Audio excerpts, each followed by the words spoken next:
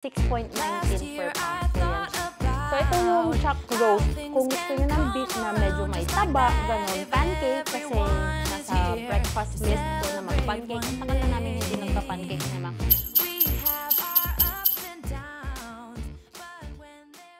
Hey everyone! Welcome back to another vlog. And today po ay i-share ko lang sa inyo yung pang 1 month na grocery namin.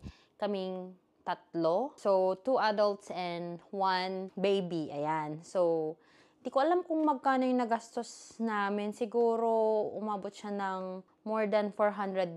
November 7 siya. And yung grocery namin or the meal plan that I planned and prepared ay hanggang katapusan lang siya ng November. So, yun lang yung patutunguhan nito. Kung may masobra man, sobrang konti lang siguro yung masosobra. Kasi lahat sila may meal na talaga na nakalagay. So like for example, kung yung isang pack ay pang 2 meals at isa lang yung nakaplan, yun lang yung mga sobra. So ito nga po pala ay food and groceries na siya. So hindi lang siya food, pati mga shampoo, body wash, mga ganun na din. So unahin ko lang sa Costco, medyo magulo yung pagkalagay-lagay ko kasi hindi nakasya dito sa aming counter. First here is this one. This is the Gain na in-wash scent booster. Actually, matagal na kaming hindi bumibili ng ganito mula nung na-find out namin na nagka-eczema si Mishi. Kaya yung mga damit namin, halos walang scent lahat. Kasi sa kanya, yung sabon niya ay all Tide-free. Tide-free ata, tama. Yung walang scent, wala lahat. I-try lang namin na mag-ganito sa damit namin and sa mga kumot siguro namin. So, sana hindi siya mairita kapag na, alam mo yun, syempre niyayakap namin siya, humiga din naman siya sa bed namin. So, we'll see. Experiment lang, pero kung hindi talaga, edi, wala talaga. Ang sabon naman namin na panlaba ngayon is yung Gain na ganito. Wala namang problema. Hopefully lang na pag nagdagdag ako ng scent booster ay wala ding hindi lumala or hindi mas lalong mag-start na naman yung kanyang eczema. So, next here is this Head and Shoulders na with aloe vera and coconut na meron na siyang 1.18 liters. Kasi ito lang naman yung shampoo ni Mac. Tapos, shampoo ko na din sometimes kasi hindi ako nag-stick to one lang na shampoo. Meron akong ibang shampoo kasi mas lalo akong nagkaka-dandruff kapag pag-iisang shampoo lang. So, ito, pag medyo nagka-dandruff ako, ganun. Ang parang feeling ko kasi yung hair ko pag ganito sa Head and Shoulder, para siyang mas rough compared to other shampoos. I don't know. Okay lang din naman kung walang ibang shampoo. Ito na lang din. And then, we got here Dove na Deep Moisture na body wash. Ayan. Kasi wala na rin kaming body wash. Actually, meron pa namang body wash dito sa bathroom namin.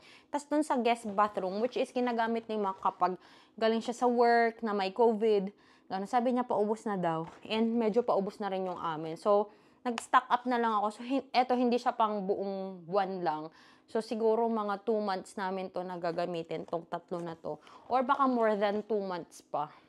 And then, toothpaste na Colgate Total. 1, 2, 3, 4, 5 pieces na siya.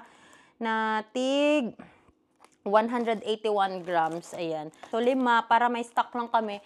Kasi diba dati-rate, kasi lagi akong nag-haul ng mga ganito, ng mga maramihan talaga. Sam's Club, Costco, ganun. Kaya dami namin laging stock ng mga ganito, body wash. Sometimes nakakalimutan ko na meron kami, tapos bumibili na naman ako. Tapos pag nag-organize ako sa, namin, sa closet, makikita ko meron, ang dami pa pala, ganun. So, previously, nung nakatira na kami dito sa Sioux Falls, ayoko nang bumibili kami ng maramihan.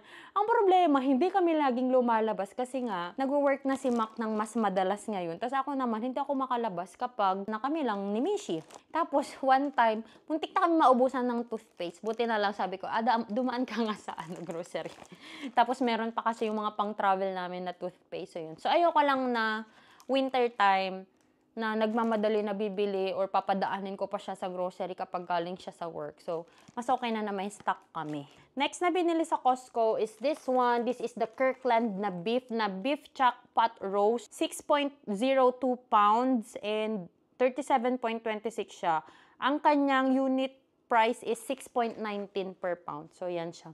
So, ito yung chuck roast. Kung gusto nyo ng beef na medyo may taba, ganun, chuck roast yung, chuck pot roast or chuck roast yung bilhin ninyo. Kasi yung iba wala siyang fat. Eh, syempre, di ba, mas malinam na pag may fat. So, yan.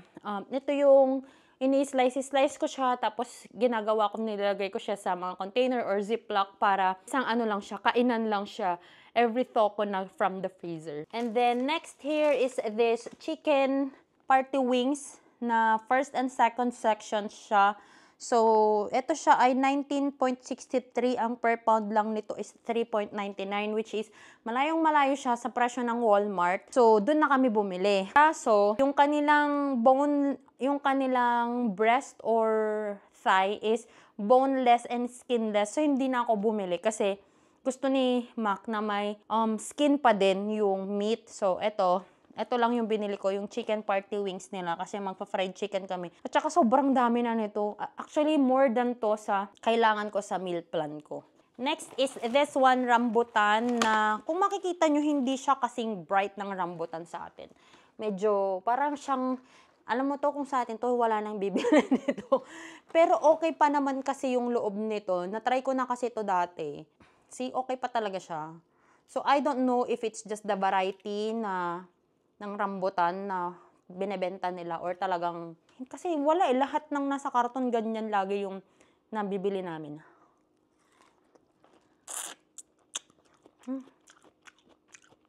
Sarap. Actually talaga guys, isa sa mga favorite fruits ko ay rambutan. And then bumili ulit kami ng grapes kasi last time that we bought grapes from Costco ay natamisan kami, nagustuhan namin yung crunch. And then, bumili kami sa Walmart. Hindi ganun kasarap yung sa Walmart. Nasira lang siya na hindi namin naubos. Hindi namin na-enjoy kasi ang asim, tapos hindi siya crunchy. So, eto, bumili na naman kami. Na-start na namin kainin kanina sa sasakyan. And unfortunately lang, hindi ko masyadong na-check dito sa top niya. Dito lang kasi sa side yung tiningnan ko kung may mga bulok ba. May mga medyo sira dyan sa taas, which is fault ko yun. I think yun lang yung from Costco. So, punta naman tayo sa Sam's Club na konti lang din yung binili ko. Ay, bumili kami ng salmon kasi sabi ko, baka kasi wala kaming mabili na pang sinigang. Sabi ni Mac, gusto daw niya yung salmon na isigang. This is the fillet, skin on fillet, which is $15.72 lang siya and 1.75 pound na siya. So, ito yung isisigang namin. And then, this is the fresh and peeled garlic na I think 1 kilo na ata to eh. Ay, more than pa. 3 pounds siya sis. 1.3 grams. Ang dami. So, ang ginagawa ko lang nito guys, meron akong maliit na lagayan na ganyan. Yun yung ilalagay ko. Nilalagyan ko ng garlic yon. Tapos, every time na magluluto ako ng garlic, yun lang yung nilalabas ko. So, hindi sila nagdidikit-dikit. Yun yung kagandahan din naman dito. Hindi sila nagdidikit-dikit. Tapos ito, naka-freeze lang siya na ganito. Ido-double, balot ko lang siya with ziplock para hindi mangamoy doon sa freezer namin. So, ganun. Tapos, pag naubos na yun nasa canister na ganito, nililipatan ko na naman siya from this one. Hindi na ako nag-food processor kasi napansin ko pag na-food processor, mas iba yung amoy niya. Mas madali siyang masira. Kahit naka-freezer siya. Basta hindi ko masyadong bet na yung amoy na ganun. And then, next naman here is this ribs ng beef rib short ribs. Ayan. Ang price per pound dito is 9.98 and this one is 3.64 pound. This is 36.33. Ayan siya. And then, yung pinunta talaga namin doon is the Pampers kasi ang Costco ay walang Pampers. Huggies lang yung meron sa kanila. Ewan ko kung sa lahat ba ng Costco o dito lang na Costco sa amin. Pero walang Pampers doon. Pero sa Sam's Club naman, may Huggies sila, may Pampers sila. So, ngayon, bumili na kami ng isang box ulit, which is 160 pieces. And ito na ay size 4 na siya. Size 3 pa lang ngayon yung inaano ko kay Mishi. Pero meron pa kasi siya dyan size 3 na pwede pang 1 week. So, sabi ko naman kay Mac, kung masyadong malaki yung size 4, bibili lang ulit kami ng, alam mo yung nakapack lang na size 3. Kasi ito talaga naman, mauubos at mauubos to ni Mishi, guys. Grabe siya umihi at saka sa isang gabi, nagpapalit ako 3 times. Tapos, pag daytime, mas madami na naman kasi nagpupup pa siya kasi pag daytime. So, lagi akong nagbabudget ng 10 each day. Pero hindi naman niya naubos. Mga 6 lang naman. Minsan, 6 to 7, ganun. Punta naman tayo sa Walmart. Bumili kami ng vanilla bruschetta. Bruschetta ata yung tawag dito. Dalawa siya. Kasi si Mac, Gustong gusto niya to. Actually, discover lang namin yung sliced brochet nung wala kaming mahanap na yung tinapay na gusto namin, yung butter bread ng Sara Lee. Tapos sabi ko, nung pumunta kami, ito siya, nakukuha siya sa may bandang bakery ng Walmart. Hindi siya sa mga shelf. Doon siya sa may mga mismong bakery, yung mga tinapay nila, mga cakes, mga ganun, dun sa gilid. Laging wala doon sa pinag-groceryhan namin yung sliced brochet. The last time na nakita namin yung sliced brochet, bumili na kami ng dalawa. Kasi guys, ang tagal din ng ano niya, ng expiration date. Gaya nito, almost 1 month o 12/5/24 pa yung expiration niya. 7 pa lang ngayon, 'di ba? So kahit dalawa yung kunin namin, hindi siya masasayang. Ubus na yan bago pa mag-expired. I got here 2 peppers, bell peppers, kamatis, na Roma tomato. When I say Roma tomato, ito yung gusto ko guys. Ayoko yung stem tomato. Yung stem tomato, alam yung parang napapatalas sa mga Italian tomato. Yung mga nasa tomato sauce, mga ganon. Yung bilog na may stem pa siya minsan. Ayoko yun. Gusto ko yung ganito. Roma tomato ito. Yan. Sa mga papunta pong US. Kasi mas siya, hindi siya mabilis masira. Compared mo siya sa stemmed tomato. This one is the snow peas kasi gusto daw ni Mac ng na kasi yung puro Baguio vegetables na chop suey. Gusto daw niya ng chop suey. So may snow peas and then meron din kaming repolyo. Actually, so ganito guys, kapag bibili ako ng repolyo dahil malaki siya, alam ko na hindi naman namin ito minsanan maubos. Siguro mga 3 meals ito. Mag-isip ako ng 3 potahen na may repolyo para hindi siya masira. Ganun yung ko. Kasi nasasayangan talaga ako sa food. Na nakukonsensya ako pag nagtatapon kami ng food. Ewan ko, sa kinalakihan ko na rin siguro. And then, this is carrots naman. Ayaw ko yung sa mga carrots nila dito, ang papayat ng carrots nila. Yung ganitong size lang yung binibili namin kasi ito yung mas mabilis namin maubos. Next here is turkey spam. 2 lang yan. Uy, grabe, ang galing namin ngayon. Wala kami masyadong delata. Parang ito lang yung delata namin. And then, jalapeno pepper kasi walang serrano pepper. So, hopefully, maging okay siya sa sinigang. And then, black-eyed peas. Yan.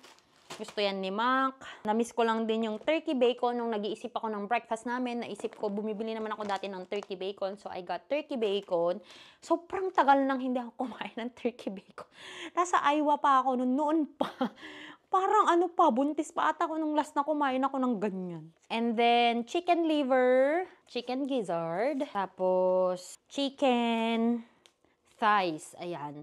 Kasi, sabi ni Mac, gusto daw niya talaga yung may skin. Kapag may skin, hindi siya skinless, hindi siya boneless. Pag may skin, talagang yung may bone pa din, tsaka may skin. Ito yung mga ini-snack ni Mishi, mga teether na para siyang crackers. Organic na banana, pomegranate, and mango flavor. Tapos ito naman is blueberry, strawberry, and raspberry. So, tig-2 silang karton. So, bali 4 yung kinuha namin kasi nakasale siya. Actually, less than $5 yung presyo nito. Ngayon, nakasale siya ng 2 point something lang. So, sabi ko, damihan na natin.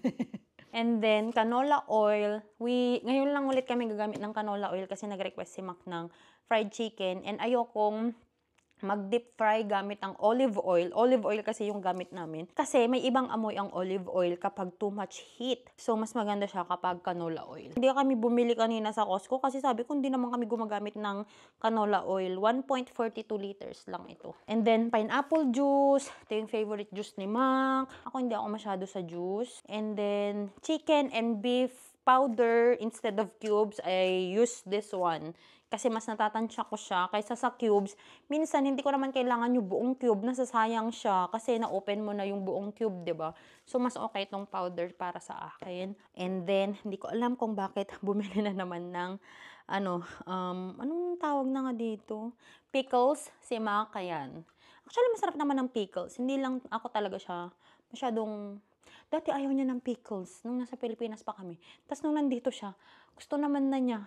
Kasi bumili kami nun, nagustuhan naman na niya. And then I got here butter na yung sticks lang siya. Gusto ko yung ganun kasi hindi siya masisira unlike dun sa naka-cup or naka-tub na ganun, na-open na siya.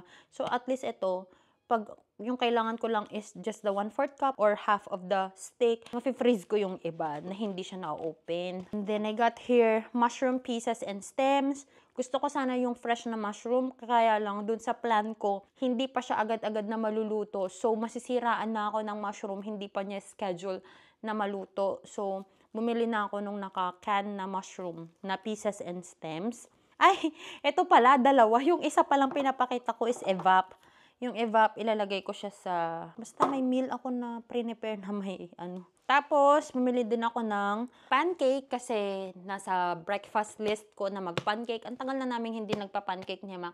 Samantalang dati, pag tinatamad na ako magluto pancake. So, gusto naman niya. Ako, hindi ako masirop, pero siya gusto niya. Dunkin' Glazed Donut. Patatas. Bibili lang sana ako ng mga 5 pirasong patatas. Yung mga pira-piraso na gano'n, na malalaki. Kaso, yung 5 pirasong patatas, mas mahal pa siya compared dito sa isang bag. So, sabi ko, sa isang bag na lang. Siguro pang 2 months na naman namin ito na patatas. Ayan. Kasi parang 3 point something lang to per pound. Parang ano lang siya. Basta mas mura siya ng malayo. And then we got yung Parents' Choice na distilled water for Mishi, 2 bote yan. Tapos yung 2 5-gallon na water, nagpa-refill na kami, which is mas mura siya compared sa water sa Ida Grove. Sa Ida Grove kasi umaabot ng $7 yung pinagpaparefillan ko. Sa Walmart para siyang less than $5 yung isang. Mahal pa rin siya. Kasi sa Canada parang $2 lang sa kanila yan. Bumili din kami ng milk ni Mishi, 2 na, para if ever man na, laging nag-uubos to guys, laging nagkakaubusan nito. Tsaka alam nyo ba, yung mga formula milk dito, pag binili mo siya, hindi mo siya mailalabas sa store na walang associate na mag-unlock. Nakalock siya. Dati para siyang may net na metal na nakalock. Ngayon, nakalagay na siya sa parang isa pang container na ganito na nakalock. Meron pa pala kaming binili na large na 36 eggs. Alam niyo ba kaninang nandun kami sa egg section, di ba nanalo na kasi si Trump, sabi nga, oh, see, look at that, $4 na lang daw yung 18 eggs. Sabi ko, mahal pa rin kasi nung bagong dating ako, actually naman ako, I don't care naman. Pero ako kasi ano ko talaga yung price ng eggs. Kasi nung bagong dating ako dito, guys, siguro $2 to $3 yung 18 pieces na. Eh ngayon, tong 36, $8. Pero mura na siya compared last year or the other year kasi umabot pa siya ng $12 nun. So, I think yun lang naman ang nabili namin sa Walmart. So, punta naman tayo sa OMG, which is an Asian store here owned by a Filipino. Una is for breakfast. We got here chicken longganisa na magnolia. And then munggo. This is the munggo that we like. Yung ganito ang kulay. Yung peeled na siya and split na din siya. Sobrang dali lang nitong iluto, guys. Hindi siya yung usual na parang munggo sa atin na kailangan mo pang ibabad. This one, you don't need to babad. You can cook it right away na konting pakulo mo lang dyan ay malambot na siya. And then we got here radish kimchi. And then we got shredded young coconut na, ay shoot, mali yung binili ko. Shredded young coconut. Ito yung mga pang buko, salad, ganun. Ang gusto ko palang bilhin, yung shredded na niyog. Kasi pang kutsinta sana. Kasi bumili si Mac ng kutsinta. Mix. And then, we got here frozen na ampalaya leaves. 2. I mean, 3 pala. 3. And then, we got here frozen na bangus. Ito yung, ano na siya, parang nakaliskisan na siya. Natanggal na rin yung mga bituka, ganyan. And then, here is tulingan. So, ngayon, na nakita ko yung bangus, parang mas gusto ko yung bangus na isigang na lang siya compared sa salmon. And then here, we got tulingan kasi gusto kong sarsyado tsaka prito. Ito kasi yung mga perfect na pang prito. Alam mo yung sobrang crispy yung prito mo, yung parang galunggong, ganun. Tapos, may kamatis and sibuyas on the side, ganun. Bumili din kami finally, nakabili din kami ng magandang sitaw. Sabi ni ate, hindi siya bagong dating, pero maganda pa rin naman siya compared sa nabili namin last time dun sa isang Asian store. Swerte kami ngayon, guys, kasi as in bagong dating yung mga gulay. Nasa karton pa sila. And then, 3 talong. Tapos yung okra, naswertehan namin kasi nasa karton pa, ako yung mismong namili. ng okra. So, pinili ko yung mga maliliit lang. Slice na kalabasa na siya. So, at least perfect to na size para sa amin ni Mac, pang pakbet. And ito, yung hindi ako masyadong happy, yung ampalaya nila, wala daw kasing bago. So, okay na lang din naman kung lulutuin ito agad bukas ng for dinner, okay pa din naman siya. Nakapagtaka lang si Mac kasi hindi siya magchichirya. Sigurado ka? Sabi ko. Kaya kumuha siya ng bikat, yung favorite niya. And then, mine is the clover. Tapos gusto pa niya daw ng cracklings. And then, we got here, kuchinta mix. And mahablangka mix. Tapos, sardinas na maanghang. And sardinas na hindi maanghang, yung Ligo na brand. I think that's all. Yun na ata lahat ng pagkain. Yun lang guys. If you have any questions, if you have any suggestions, if you are already here in the US, and if you have any suggestions sa aming mga groceries, please let me know. And if you have any questions naman, just send me a message or comment down below. And I will try my best to answer your questions. So yun lang po. Salamat po sa panonood. Hey everyone! Thank you so much at narating nyo na naman po ang part ng ating vlog na magsha-shoutout ako sa mga nag-comment sa ating YouTube videos. Ayan. Number 1, shoutout to Michelle H. And then shoutout kay Francia Binas. And then shoutout kay Mray Diana. And then, shout out din kay USRN and kay Sis Jella Alex, which is very, ano lang siya, parang silent viewer lang siya, pero kapag, biglang nandyan na lang siya, tapos biglang, basta parang nakakatawa talaga siya. And then, nung baby shower namin, nagpadala din sila ng gift para kay Mishi, which is, I'm very, very thankful po. And salamat everyone for watching. I hope you enjoyed watching this video. And I hope na hindi kayo magsawa sa mga vlogs namin. And I hope to see you guys on our next one. And if you haven't followed me yet on my Instagram and on my Facebook, the name is Joy of Mia. And if you haven't subscribed to this channel yet, please do subscribe and hit the notification bell button para lagi kayong ma-update every time that I upload the video here on this channel. See you guys in our next one. Bye! Let me give you a Christmas moment we'll fill with